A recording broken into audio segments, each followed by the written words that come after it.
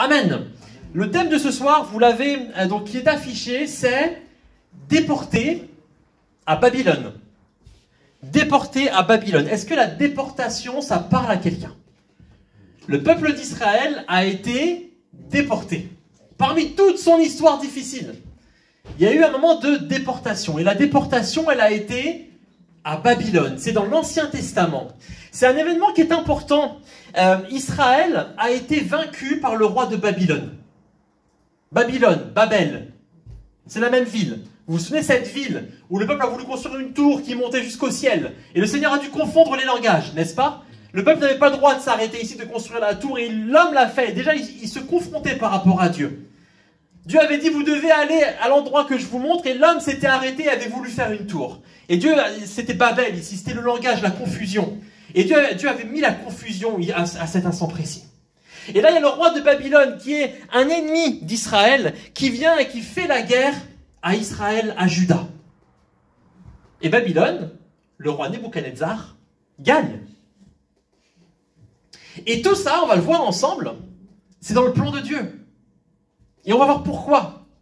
C'est un événement qui est marquant. Ça a vraiment fortement marqué toute l'histoire d'Israël.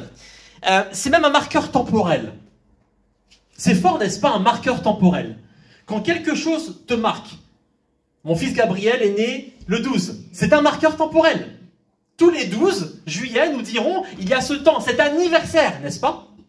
Il y a ces marqueurs temporels dans nos vies. Et il y a des événements qui peuvent parfois passer, qui sont importants, mais quand c'est un marqueur temporel, c'est que c'est quelque chose dans ta vie. C'est vrai ou pas? Et là, la déportation, c'est un marqueur temporel. C'est tellement fort que ça va être cité, écoutez bien, dans la généalogie de Jésus. Matthieu 1, la généalogie de Jésus. Un tel engendra un tel, qui engendra un tel, qui engendra un tel, et qui arriva jusqu'à Jésus. La généalogie de Jésus, ok? Et il est dit dans Matthieu 1, verset 17, les versets vont s'afficher. Il y a donc en tout 14 générations depuis Abraham jusqu'à David. 14 générations depuis David jusqu'à la déportation à Babylone. Et 14 générations depuis la déportation à Babylone jusqu'au Christ. Frères et sœurs, dans toute la généalogie qui est donnée dans Matthieu 1, alors il y a une sorte de petit résumé qui est fait. Et on parle du nombre de générations. Et qu'est-ce qu'on se sert comme marqueur? On nous donne depuis Abraham jusqu'à David. Waouh! Le patriarche jusqu'au roi David. Celui qui a reçu la promesse, sa descendance qui sera comme le nombre d'étoiles dans le ciel qu'on ne peut compter, jusqu'au roi David. Deux marqueurs importants, n'est-ce pas? Et ensuite, il est donné 14 générations depuis David jusqu'à où? La déportation de Babylone. Et lorsqu'on repart sur la troisième, on nous dit de la déportation de Babylone jusqu'à qui? Jusqu'à Christ. C'est fort, n'est-ce pas? C'est un marqueur qui est important, cette déportation à Babylone. Alors, qu'est-ce que c'est que la déportation? La déportation, elle est aussi appelée l'exil. Le peuple de Dieu a été en exil loin de sa terre à cause du roi de Babylone qui est venu, qui a fait la guerre et qui a gagné. Et on va le voir ensemble. Pas qu'un peu. Pas qu'un peu. Il a détruit Israël. Et il a déporté les hommes, les femmes qu'il voulait à Babylone. Il est arrivé et c'est plus qu'une victoire. C'est une victoire totale. C'est retentissant. Israël est complètement mis de côté, mis à part. J'ai envie de dire, Israël n'est plus rien. Il ne reste que des petites racines. On le verra ensemble. Les racines suffisent à l'Éternel pour faire revivre l'arbre. Alléluia. Mais c'est un moment qui est difficile. Et pourquoi est-ce qu'Israël passe par là? Eh bien, c'est malheureusement comme souvent. Parce qu'Israël a péché. Frères, sœurs, c'est souvent notre faute. Frères, sœurs, c'est toujours notre faute. Amen. Parce que ce n'est pas la volonté de Dieu. Dieu n'a pas créé l'homme pour le punir et le mettre en exil. Dieu avait créé l'homme pour être en relation avec lui en Éden.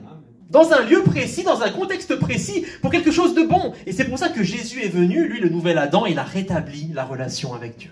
Il a rétabli l'alliance. Et donc c'est la conséquence de la désobéissance du peuple de Dieu. Et vous allez le voir, on va le voir ensemble, Dieu en plus il avait averti. Et Dieu avertit dans sa bonté et dans sa patience. On va lire ensemble Jérémie 25. Et il est dit ceci.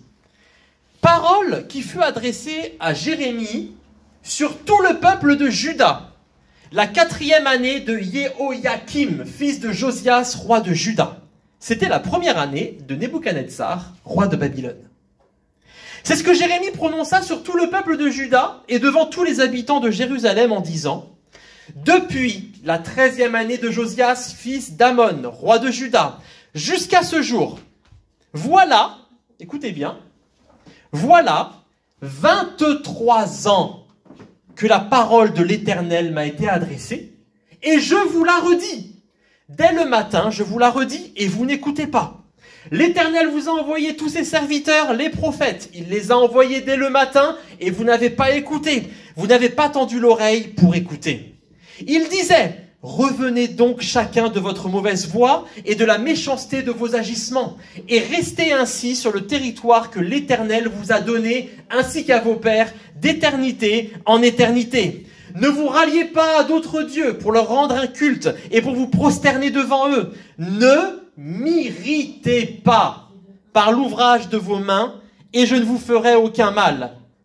Mais vous ne m'avez pas écouté, oracle de l'Éternel, afin de m'irriter par l'ouvrage de vos mains pour votre malheur. Incroyable, n'est-ce pas? Jérémie 25. Et donc on a commencé dès le verset 1, là c'est jusqu'au verset 7. Et donc on voit ici quelque chose qui est fréquent dans l'Ancien Testament. Israël, le peuple de Dieu, a abandonné Dieu. Israël a abandonné Dieu par ses mauvaises actions. Nous disions tout à l'heure, nous élevons des mains pures.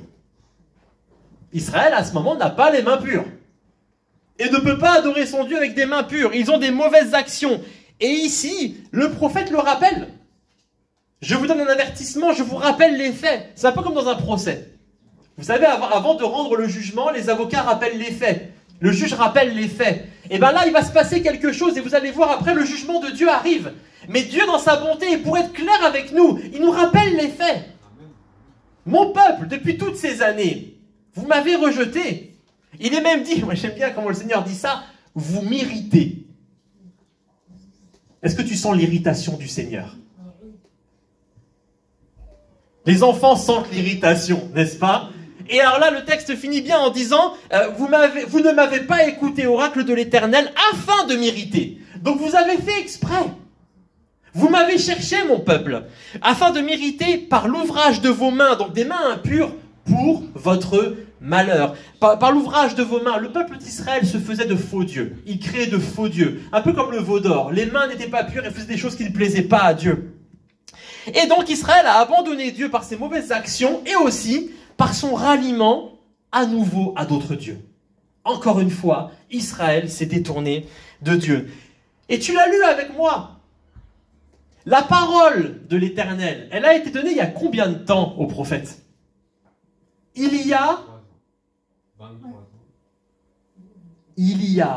23 ans. Et le prophète dit, et je vous la redis. Il ne dit pas je vous l'annonce aujourd'hui. Il dit je vous la redis.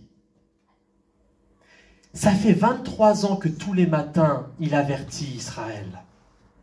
Revenez de vos mauvaises voies. Et d'autres sont venus, le texte le dit, d'autres serviteurs des prophètes sont venus. Et dès le matin, qu'est-ce que ça veut dire dès le matin? C'est qu'en gros, la journée a à peine commencé qu'on vous alerte. On veut vraiment vous alerter, c'est important. C'est pas quelque chose que l'on dit que la fin de la journée. Attention dès le matin. Info importante. C'est compliqué. C'est pas bien ce que vous faites. Dès le matin. Et ça fait 23 ans qu'Israël n'écoute pas. Frères et sœurs, Dieu est patient. Amen. Il est incroyablement patient. Mais notre Dieu est juste.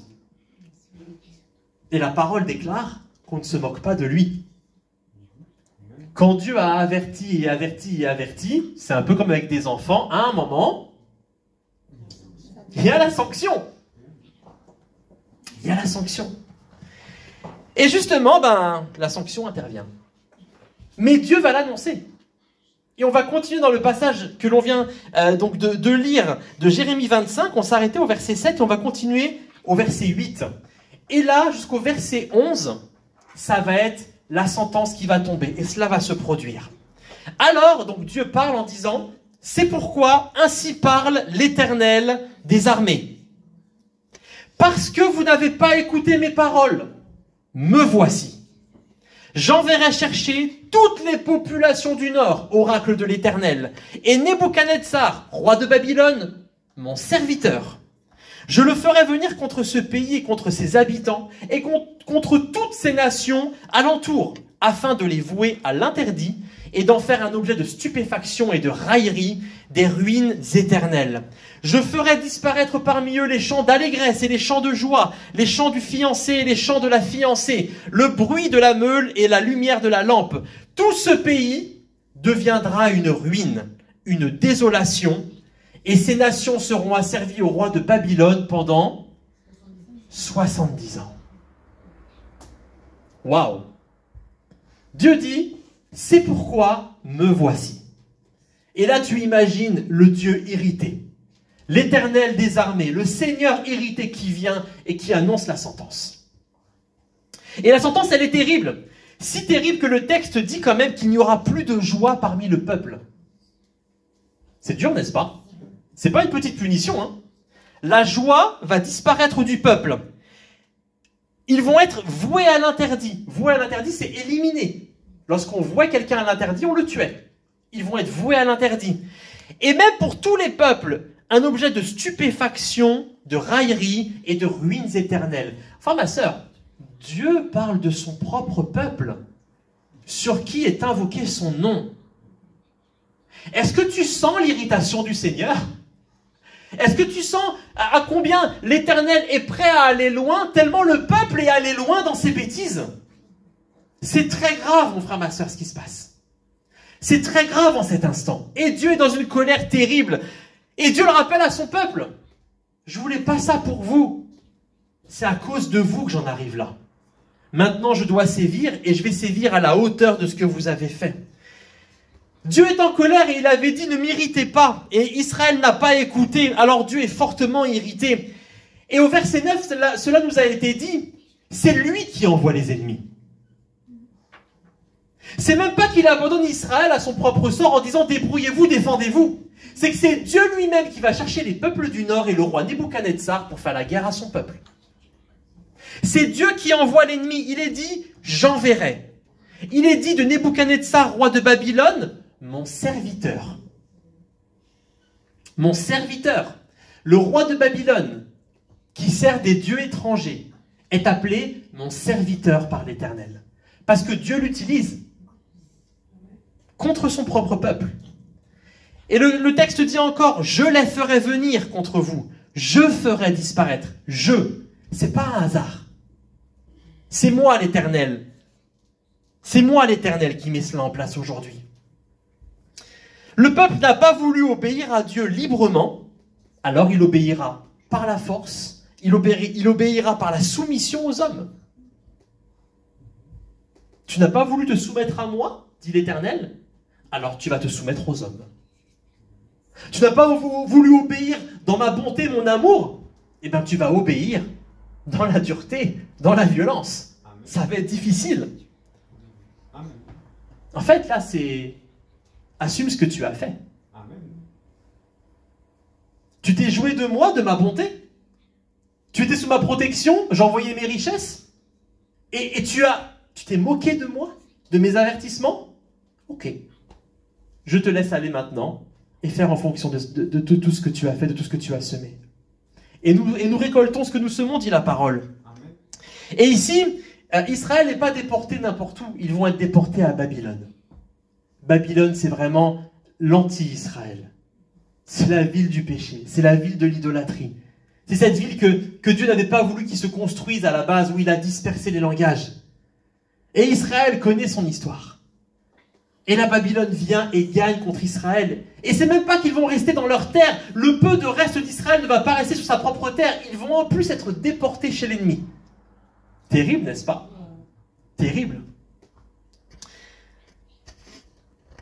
Israël s'était corrompu avec les dieux étrangers pendant tous ces 23 ans où Dieu a averti. Et bien Dieu les livre entre les mains des dieux étrangers. C'est ce que dit le texte, Jérémie 25. Ils se sont ralliés à d'autres dieux. Et bien Dieu dit, ok, vous voulez être avec ces dieux? Allez avec ces dieux. Et je vous envoie à Babylone, là où sont ces dieux. C'est terrible. Un point historique. En ce temps-là, Nebuchadnezzar, le roi de Babylone, il va renverser l'Assyrie. Donc c'est au nord-est d'Israël. Et là, il va se rendre maître de toute la région. Il y a une grande puissance dans son règne. Et il va ordonner vers moins 600, donc 600 avant Jésus-Christ, la première déportation. Et cette première déportation, on la connaît un petit peu parce que dans l'Ancien Testament, je ne sais pas si vous vous souvenez, il y a un personnage qui s'appelle Daniel. Daniel. Eh bien, Daniel, il a été déporté. Daniel fait partie de la déportation. Et avec Daniel, il y avait aussi ses acolytes, ses compères, Shadrach, Meshach et Abednego. Et eux, tout ce qu'ils vont vivre là et tout ce que la parole nous raconte, ça va être vécu pendant la déportation. Et je fais cette petite parenthèse encore, je le rappelais tout à l'heure. Même s'il reste une petite racine, Dieu en prend soin. Daniel était fidèle. Ses compères étaient fidèles. Regardez les récits puissants qu'il y a dans la parole de Dieu sur eux. La fournaise, ça vous parle? Daniel, la fosse au lion, ça vous parle? C'était à Babylone, hein? C'était pas en Israël. Dieu a protégé. Dieu protège ceux qui sont fidèles, même dans Babylone. Même dans Babylone. Mieux vaut être fidèle à Babylone qu'infidèle à Jérusalem. Amen. Amen. Et donc, première déportation vers moins 600. 10 ans plus tard, Nebuchadnezzar revient à Jérusalem. Et alors là, il n'y va pas par 4 chemins. Dieu avait dit, vous allez être déportés. Ça, c'est fait. Mais il va dire aussi, on ne va plus vous trouver, vous allez être voués à l'interdit. 10 ans plus tard, il revient. Et alors là, il va alors prendre Jérusalem, brûler le temple, raser les remparts, organiser la seconde déportation. Il revient, il reprend des personnes avec lui, et il va complètement laisser la désolation derrière lui. Le pays est voué à l'interdit, comme le Seigneur l'avait dit.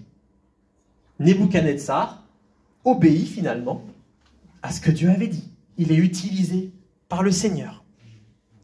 Et enfin, il y a une troisième déportation. Nebuchadnezzar va revenir encore quelques années après, vers moins 582, et ce sera la troisième et dernière déportation. Donc cette déportation, ce marqueur temporel, comme nous disions en introduction, enfin ma sœur, ça a duré pendant 20 ans. 20 ans de désolation, de destruction, de déportation, de menaces de Nebuchadnezzar qui revenait, qui détruisait encore, qui vouait à l'interdit. 20 ans. Terrible, n'est-ce pas? Terrible. On comprend que ce soit un marqueur temporel, n'est-ce pas? On comprend que ça ait marqué Israël. Et attention, on parle de déportation, c'est pas seulement un déplacement de population, hein, je veux bien le préciser, c'est qu'il s'agit vraiment de conduire en esclavage les survivants d'un massacre. C'est vraiment la fin du royaume de Juda. C'est la ruine du temple, c'est la déportation que connaît le peuple élu, c'est vraiment une désolation complète pendant tout ce temps. Et en fait, en réalité, il n'y a pas de plus grand événement que cet événement dans l'histoire du peuple juif. Ça va vraiment être absolument terrible. Là, on parle d'un événement général, n'est-ce pas? C'est vraiment le plus grand événement, et c'est pour ça que c'est cité dans la généalogie de Jésus, ce marqueur temporel. Pour celles et ceux qui voudraient lire l'ensemble des déportations, vous pourrez lire chez vous 2 Rois 25. 2 Rois 25 reprend tout ce que l'on a dit, avec le roi, vous verrez le roi de Juda, ce qui a pu se passer, l'alliance avec le pharaon de l'époque qui a fait qu'il a dû abandonner la guerre contre... Enfin, tout ça est indiqué dans 2 Rois 25.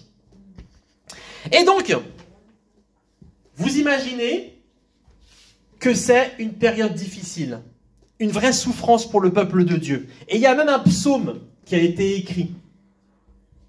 Il y a un psaume qui a été écrit par rapport à cette déportation, le psaume 137.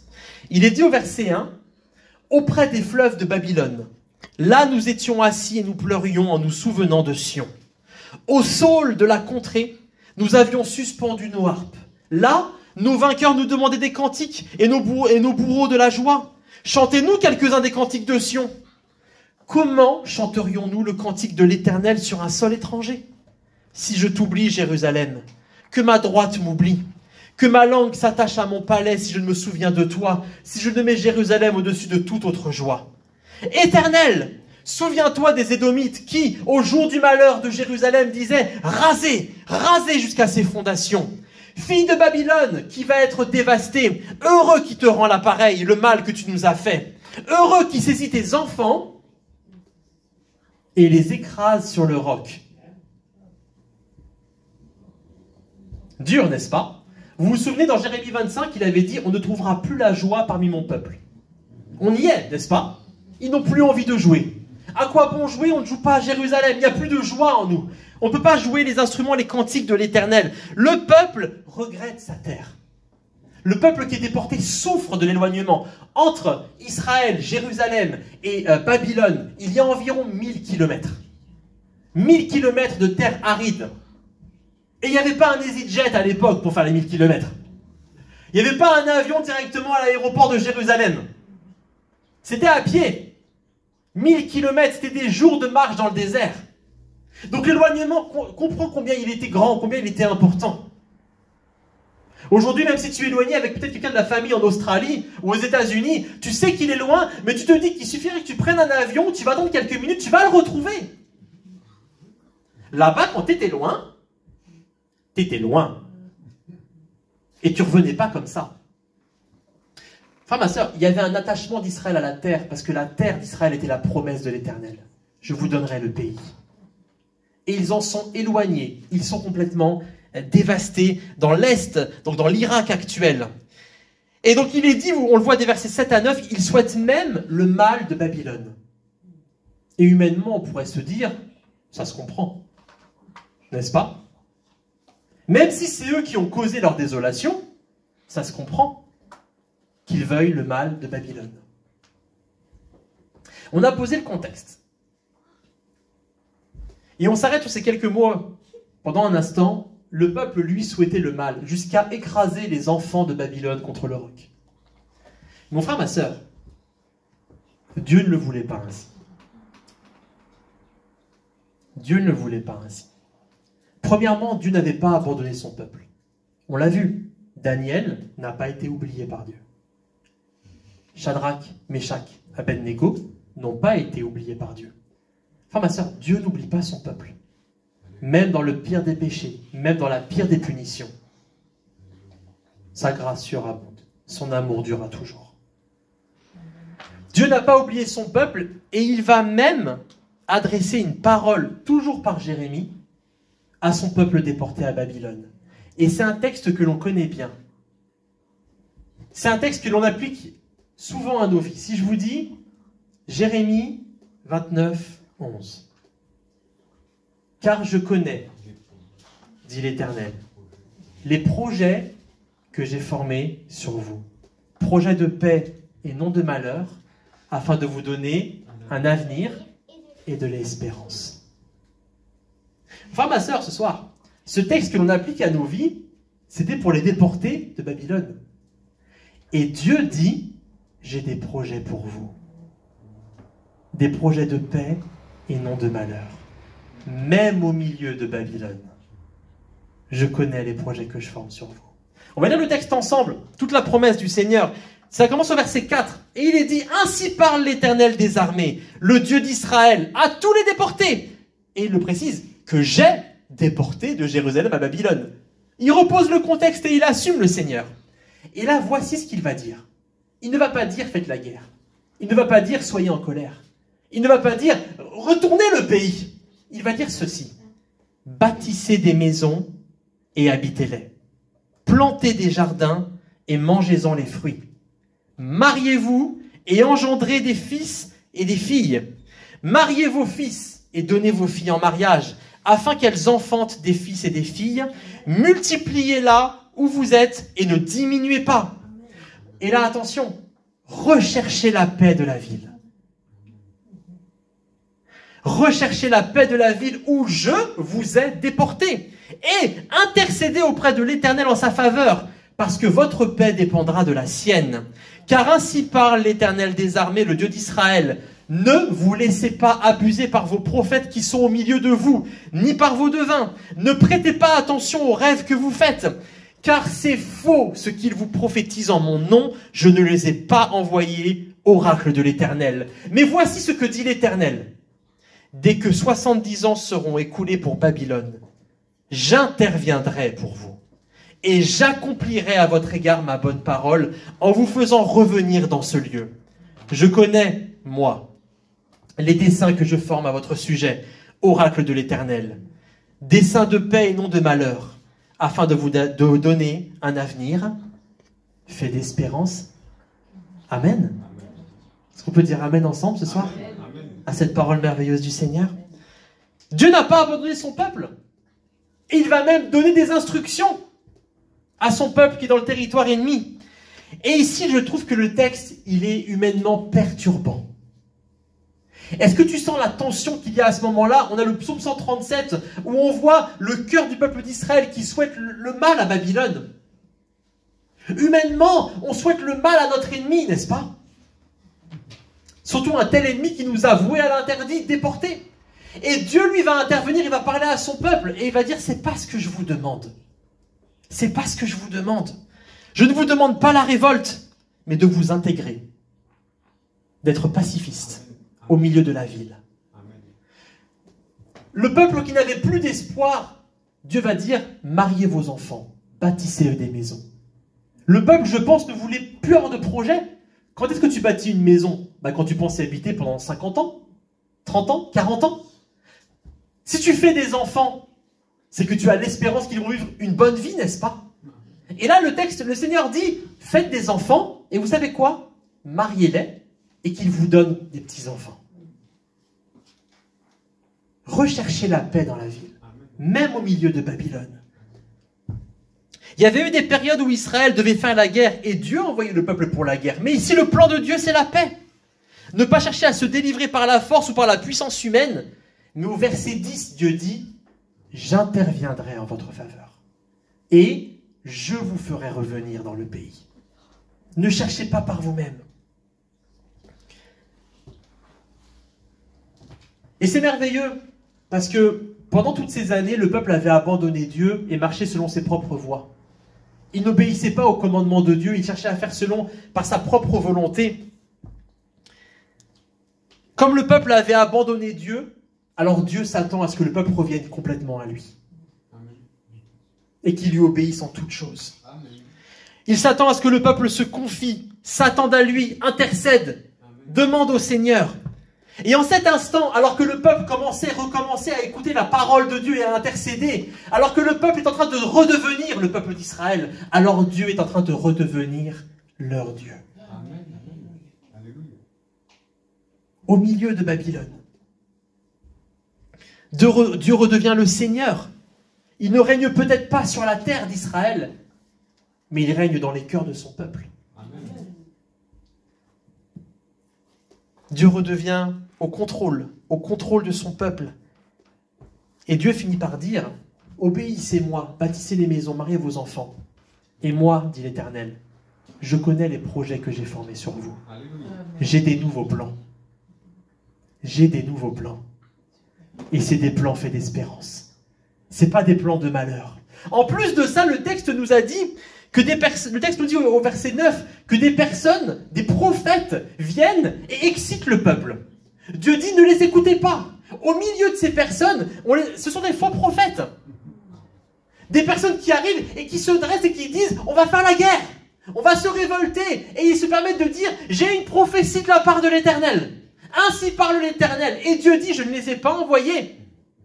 Ceux qui vous excitent et qui vous disent « Révoltez-vous », je ne les ai pas envoyés. Écoutez-moi, et seulement moi. Et seulement moi.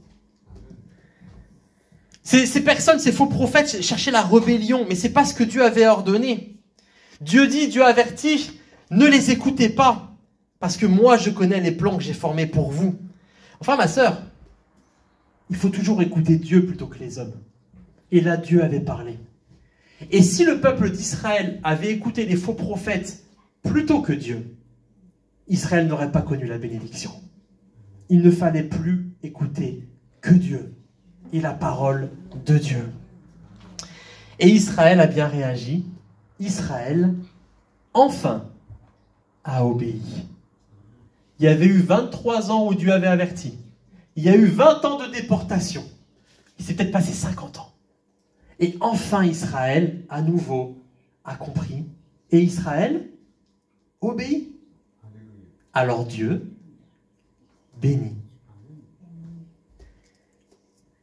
Et de nos jours, des chercheurs ont analysé plus de 100 tablettes d'argile qui proviennent de Babylone et de sa région. Et les tablettes montrent que beaucoup d'exilés juifs ont conservé leur identité culturelle et religieuse. Ils ont pu être des juifs au milieu de Babylone. Cela est même marqué historiquement.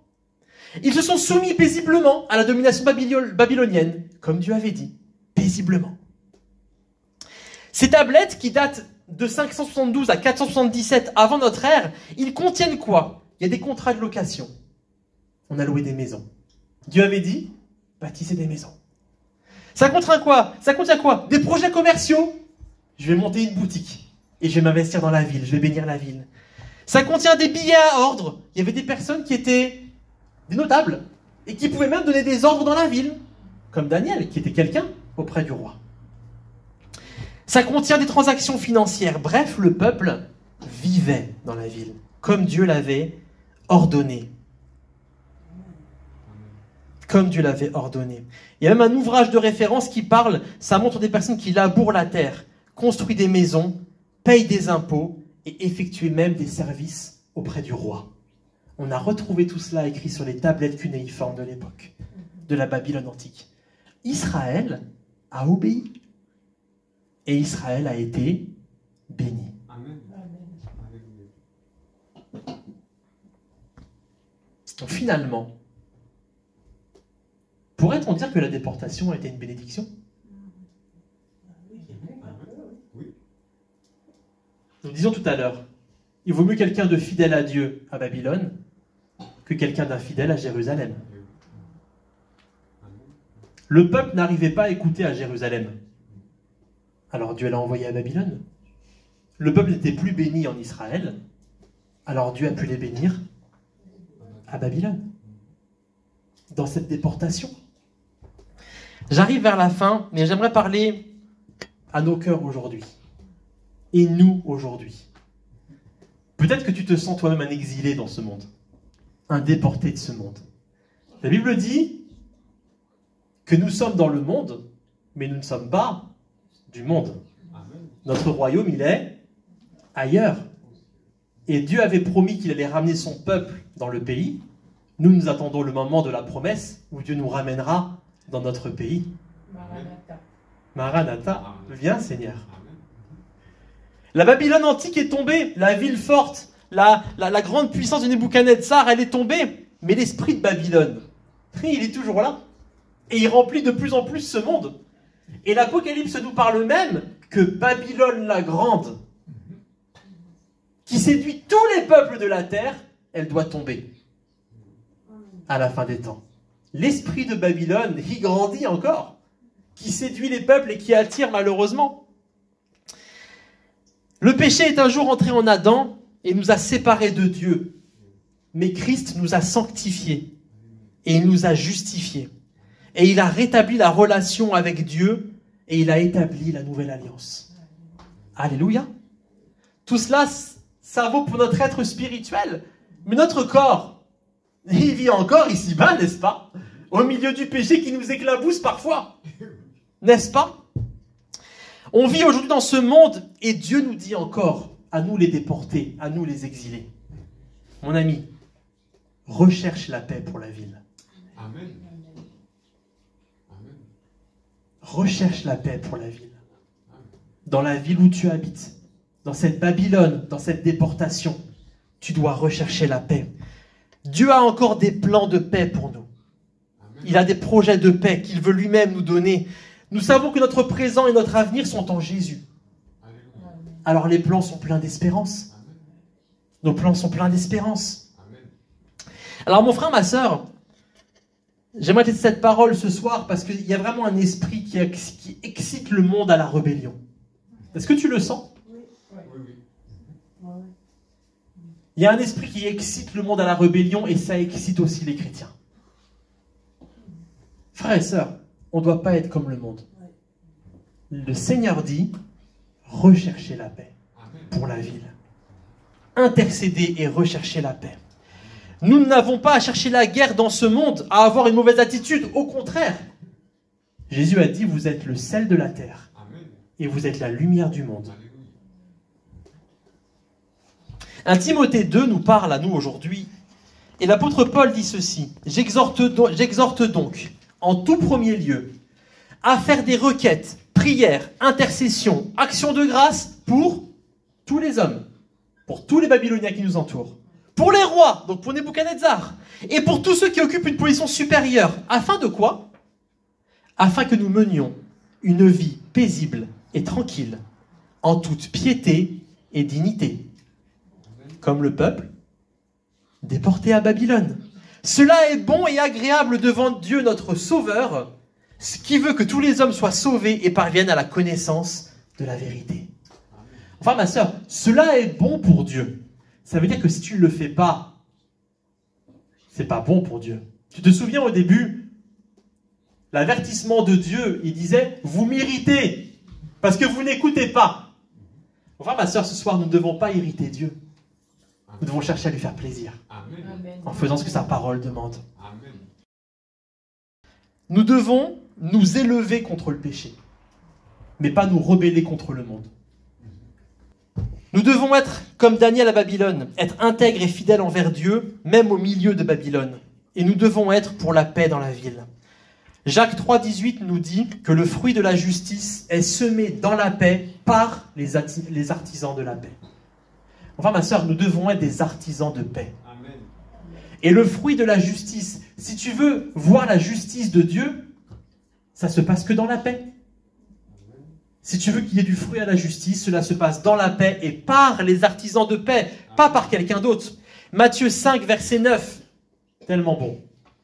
Heureux ceux qui procurent la paix, car ils seront appelés fils de Dieu. Fils de Dieu. Pourquoi seront-ils appelés fils de Dieu? Parce que Dieu est le Dieu de la paix. Donc si tu fais comme Dieu, tu es son enfant. Amen. Je termine. Si nous voulons plaire à Dieu, lui obéir et être bénis, soyons des artisans de paix. Prions pour la ville, pour le gouvernement, pour notre travail. Amen. Enfin, ma sœur, attention à l'esprit en ce moment qui excite les personnes. À vouloir se rebeller contre tout. Et en France, il est très puissant, cet esprit. Vous avez l'esprit de la Bastille, de la révolte, de la révolution, de la rébellion. Il est encore vivant aujourd'hui. Nous devons chercher la paix et on doit marquer la différence. Je le dis encore, c'est justement l'inverse d'être d'accord avec tout. C'est de marquer la différence, mais de quand même vouloir bénir la ville. Parce que le texte le dit, cela, même votre paix à vous en dépend. Même votre paix à vous en dépend. Enfin, ma sœur, Dieu cherche aujourd'hui des Daniel, des Shadrach, Meshach et Abed-Nego. Soyons-le! Soyons-le à Babylone. Soyons fidèles à Dieu, sans compromis avec Babylone. Recherchons la paix. Dieu utilisera cette attitude pour marquer la différence dans le monde, comme Daniel. Comme Daniel. Et nous verrons s'accomplir les plans et les projets de paix dans nos vies. Jérémie 29, 11. Et si vous êtes d'accord, disons tous ensemble ce... Amen. Amen. Béni soit le nom du Seigneur.